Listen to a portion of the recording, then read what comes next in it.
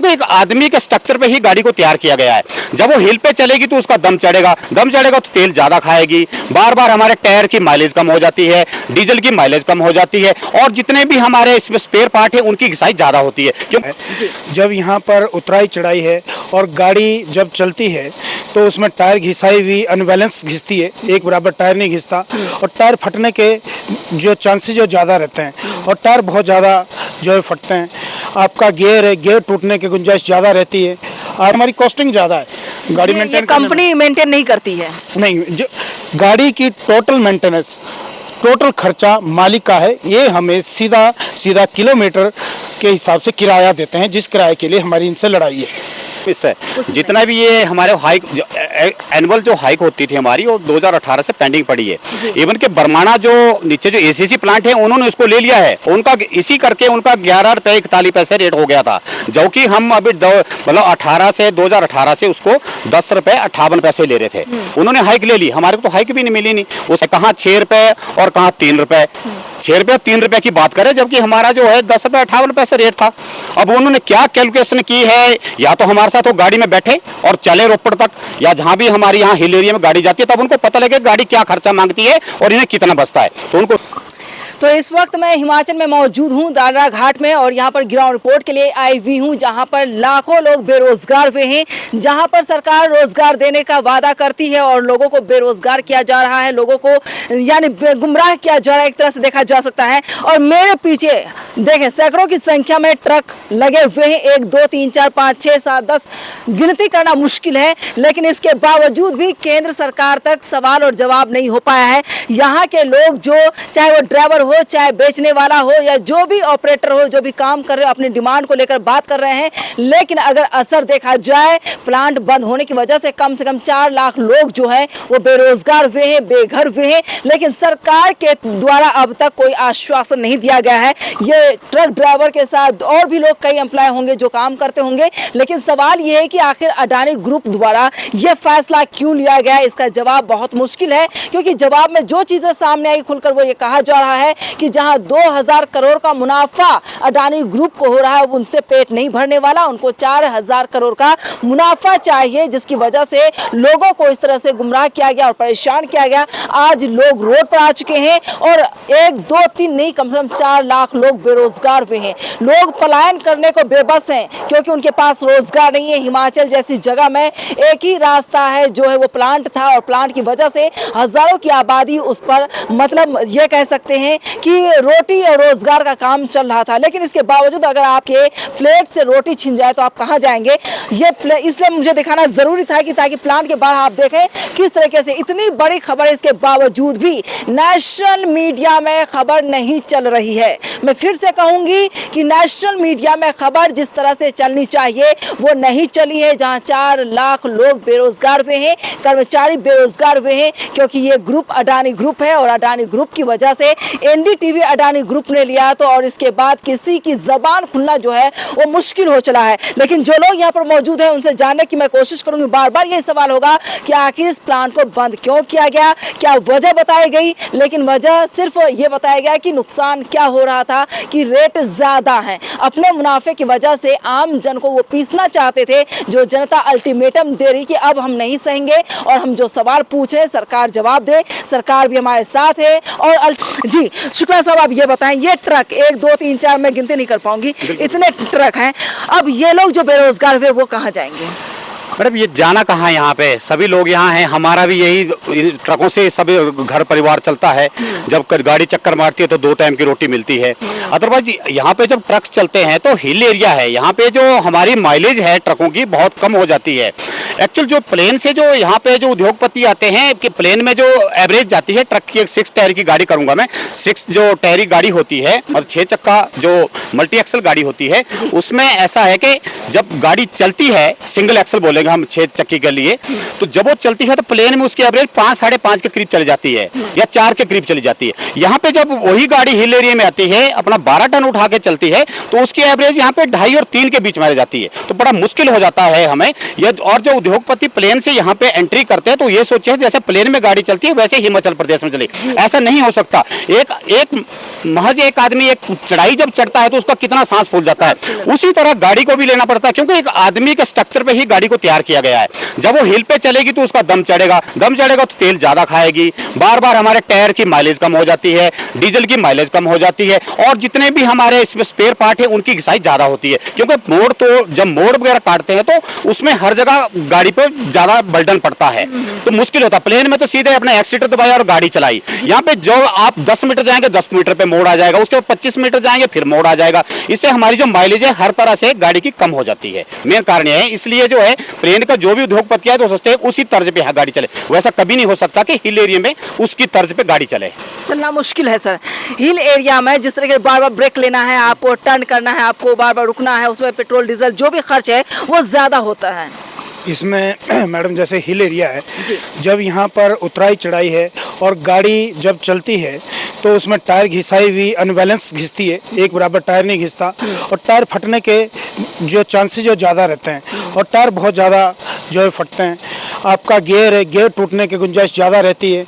आपकी जो और भी किस तरह का स्पेयर पार्ट है उनकी टूट फूट ज़्यादा होती है, क्योंकि यहाँ पर रास्ते ऐसे हैं, सड़कें इतनी अच्छी नहीं है, इसलिए यहाँ पर मेंटेनेंस बहुत ज़्यादा है और फ्यूल एवरेज बहुत कम है, जिस वजह से यहाँ पर काम करने के लिए बहुत सारी विपरीत परिस्थितियों का प्लेन के मुकाबले में सामना करना पड़ता है। सर अगर ट्रक में किसी तरह से मशीनरी खराब हो जाती है तो कौन ठीक करवाता है उसको, रिपेयर कौन करता है फिर? मैम यही सबसे बड़ी यहाँ पर प्रॉब्लम है कि यहाँ पर प्लेन की तरह जगह जगह पर मैकेनिक उपलब्ध नहीं है और स्पेयर पार्ट वाले उपलब्ध नहीं है। एक जंगल में गाड़ी खड़ी होगी, एक मालिक यहाँ दालड़ा घाट से 100 किलोमीटर पिकअप करके जाएगा, पिकअप का किराया देगा, मिस्त्री को डबल पैसा देना पड़ेगा, और जो स्पेयर पार्ट है अगर रास्ते में खरीदना पड़ेगा उसका डबल पैसा देना पड़ेगा, और गाड़ी की जो हमारे को मेंटेनेंस है वो 3 से 4 गुना पड़ती है जब गाड़ी रास्ते में हमारी नुकसान करती है, क्योंकि वहाँ रास्ते में जंगल है, ज़्यादातर एरिया में हर जगह जो है मेंटेनेंस के लिए ना स्पेयर पार्ट उपलब्ध है ना मैकेनिक उपलब्ध है, तो उसके लिए बड़ी दिक्कतों का सामना करना पड़ता है। इसलिए हमारी कॉस्टिंग ज़्यादा है गाड़ी मेंटेन। कंपनी मेंटेन नहीं करती है? नहीं, जो गाड़ी की टोटल मेंटेनेंस टोटल खर्चा मालिक का है, ये हमें सीधा किलोमीटर के हिसाब से किराया देते हैं, जिस किराए के लिए हमारी इनसे लड़ाई है। इनका गाड़ी से मेंटेनेंस से और गाड़ी के किसी भी तरह के रख रखाव किसी भी चीज़ से तेल से कोई लेना देना नहीं है।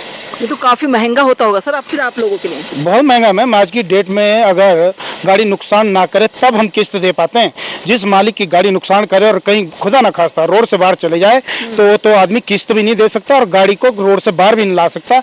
ये इतनी बुरी स्थिति है कि आज हम बड़ी मुश्किल से जो इतने कम किराए में भी यहाँ पर सर्वाइव कर रहे हैं, वही मुश्किल है। और अदानी बोल रहा है कि ये बहुत ज़्यादा है, लेकिन जो किराया भी हमें मिल रहा है ये भी हमें कम है, क्योंकि इसमें अभी 4 साल की हाइक 1 अप्रैल 2018 से जो ईयरली हाइक ट्रांसपोर्टर की होती है वो हाइक हमने ली नहीं है। हम तो 2018 की किराए पे काम कर रहे हैं और अदानी 2022 में बोल रहा है कि किराया में ज़्यादा कम करो। अभी कैसे किलोमीटर दे रहे हैं? अभी हमें 10 रुपये 58 पैसे किलोमीटर हिल का मिल रहा है और 5 रुपये 29 पैसे प्लेन का किराया मिल रहा है। लेकिन इस हिसाब से मेंटेनेंस के हिसाब से बहुत कम है। ये मेंटेनेंस के हिसाब से बहुत कम है मैम, और आज जो डीजल के रेट है उसके हिसाब से बहुत कम है। अभी फिर 3 रुपये प्रदेश में डीजल बढ़ा है, उस हिसाब से किराया हमारा और बढ़ना चाहिए, जिसे कम करने के लिए बोल रहे हैं। और आपको टायर की बात में बताऊं कि टायर अभी आपने देखा इस बजट में टायर फिर बढ़ गया है और अभी टायर और बढ़ के आएगा। जो टायर हमारा आज से 3 या 4 साल पहले 32,000 का था, 52,000 रुपये का हो चुका है, और अब इस बजट के बाद तो मुझे लगता है 55,000 क्रॉस कर जाएगा। हमारा किराया घटना नहीं चाहिए, हमारा किराया बढ़ना चाहिए, क्योंकि बहुत कम किराया है जिसमें हम सर्वाइव नहीं कर पा रहे हैं। 10 रुपये तो सर बहुत कम है। बहुत कम है हिसाब से मेंटेनेंस को लेकर अचानक गाड़ी खराब हो जाती, ना जाने कितने पैसे खर्च होते होंगे। हमारी जेब में कुछ नहीं पड़ता नहीं मैडम इससे। जितना भी ये हमारे हाइक एनुअल जो हाइक होती थी हमारी वो 2018 से पेंडिंग पड़ी है। इवन के बरमाना जो नीचे जो एसीसी प्लांट है उन्होंने इसको ले लिया है, उनका इसी करके उनका 11 रुपये 41 पैसे रेट हो गया था, जबकि हम अभी मतलब 2018 से उसको 10 रुपये 58 पैसे ले रहे थे। उन्होंने हाइक ले ली, हमारे को तो हाइक भी नहीं मिली नहीं। उसके बाद वो अडानी कहते हैं कि आपका रेट ज़्यादा है। जबकि एसीसी का उन्होंने हाइक भी ले ली थी, हमने हाइक भी नहीं ली है, वो भी हमारी पेंडिंग पड़ी है। तो उसके बावजूद भी उनका ये कहना है कि आपका रेट ज़्यादा है, तो हम नहीं समझते भी किस तरह पे वो हमारे को लाना चाहते हैं। लेकिन अभी सर मैंने देखा कि कैब वाले जो हैं वो 4 किलोमीटर का 250 रुपये लेते हैं। आप लोग टन के हिसाब से सीमेंट लेकर जाते, ढुलाई करते, इतना कम?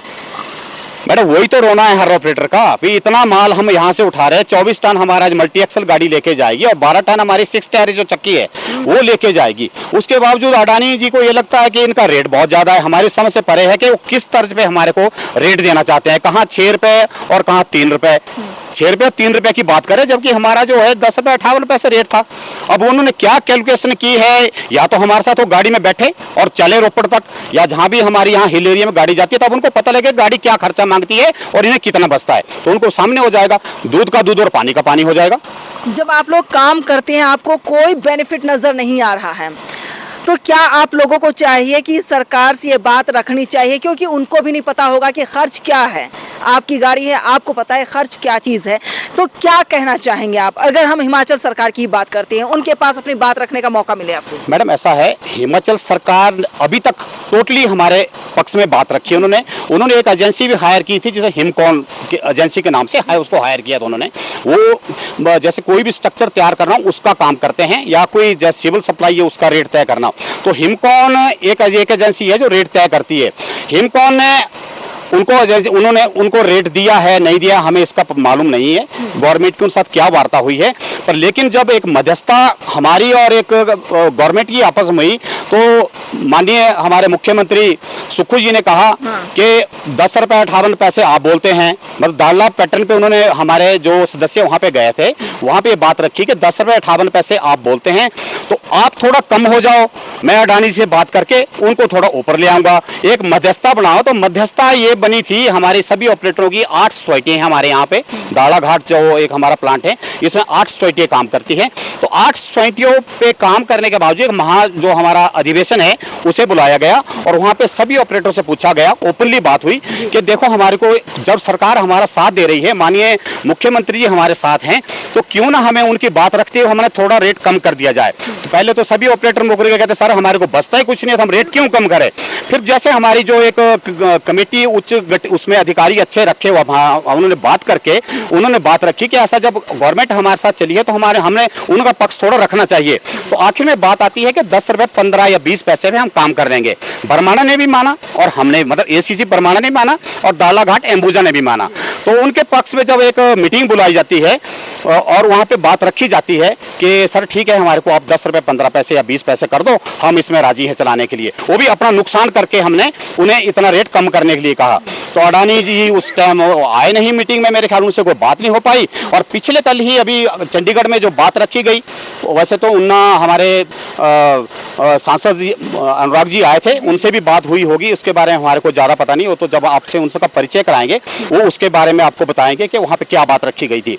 तो चंडीगढ़ एक मीटिंग बुलाई गई कंपनी द्वारा, तो अडानी के वहाँ पे अधिकारी आए थे, उनसे बात हुई। उन्होंने जब ये पक्ष वहाँ पे रखा, हमारी जो कोर्स कमेटी है, कि हम 10 या 15 या 20 रुपये हम पूरे अपनी जो अधिवेशन है उसमें बात करके आए हैं, हमारे सभी साथी इसके लिए राजी हो गए कि इस पर हम काम कर लेंगे। तो उन्होंने उसके बावजूद भी 8.5 और 6.5 का रेट दिया। तो मुझे नहीं लगता कि अडानी जो ग्रुप है वो हमें कहाँ ले जाना चाहता है, क्या रेट देना चाहता है, तो इसमें कोई अच्छा सबक नहीं सिखा रहे हमारे को। फाइनल डिसीजन नहीं लिया जा रहा। फाइनल डिसीजन अभी तक नहीं हुआ नहीं है इस पे, और जब तक हमारा रेट मतलब 10 से ऊपर नहीं हो पाता हम लोग गाड़ियाँ चलाने में असमर्थ है मैडम, नहीं चला पाएंगे हम लोग। बिल्कुल, जब हमारे पल्ले ही कुछ नहीं पड़ेगा तो हम गाड़ियाँ कैसे चलाएंगे। नेचुरली जब कोई बिजनेस करता है कुछ कमाने के लिए आया, अब अडानी यहाँ आया तो ये सोचते हैं कि करोड़ों रुपए मेरे को बचना चाहिए, ऑपरेटर जाए भाड़ में, ऐसा तो नहीं होगा ना। हमने भी तो अपना बिजनेस करने, हमने तो परिवार पालना है, हमारे भी तो परिवार है भैया, हमने भी तो जमीनें दे रखी है यहाँ पे। जब जमीनें दे रखी है तभी प्लांट लगा।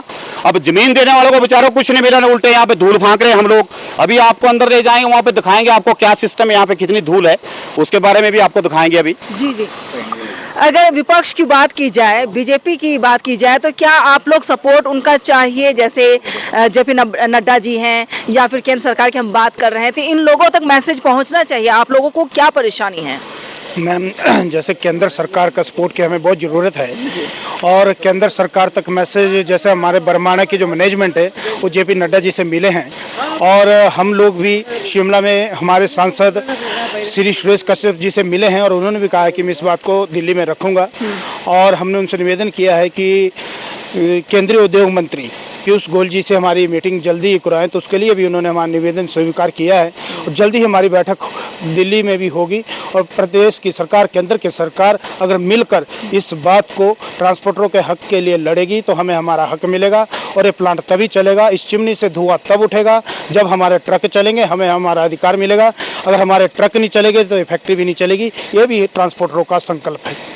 बिल्कुल, आप देख सकते हैं अल्टीमेटम दिया जा रहा है अडानी ग्रुप को। साफ तौर से जनता जो कहती है, सवाल उनके पास यही है कि जब तक मांगे पूरी नहीं की जाती है तब तक हम सुनने को तैयार नहीं है। ये चिमनी नहीं जलेगी या ये गाड़ी नहीं चलेगी, तब तक परेशानी है। लेकिन अगर सरकार द्वारा जो भी पेशकश करने की तैयारी की जाती है, अडानी ग्रुप से जो भी बातचीत होती है, जो समाधान होता है, ये लोग कॉम्प्रोमाइज कर भी रहे हैं। इसके बावजूद अगर अडानी ग्रुप की तरफ से कोई भी जिम्मेदार व्यक्ति मीटिंग में शामिल नहीं होते हैं तो कहीं ना कहीं बात बिगड़ती हुई नजर आ रही है। अब यह देखना होगा कि हिमाचल सरकार द्वारा पुरजोर कोशिश की जा रही है कि समाधान आसानी से हो सके।